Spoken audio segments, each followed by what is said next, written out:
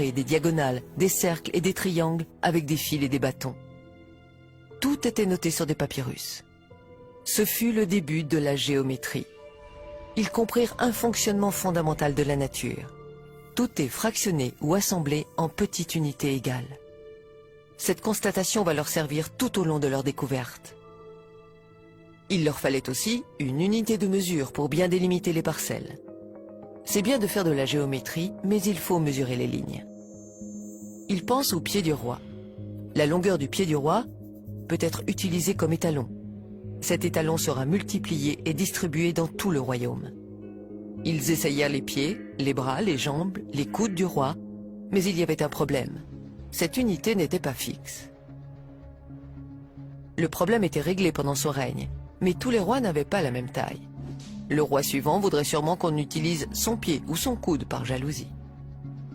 Dans les collines, en attendant le recul du Nil, les Égyptiens réfléchissaient et cherchaient une solution au problème. Il fallait que cette unité de mesure ait une longueur fixe dans le temps, si possible, qu'elle ne change jamais.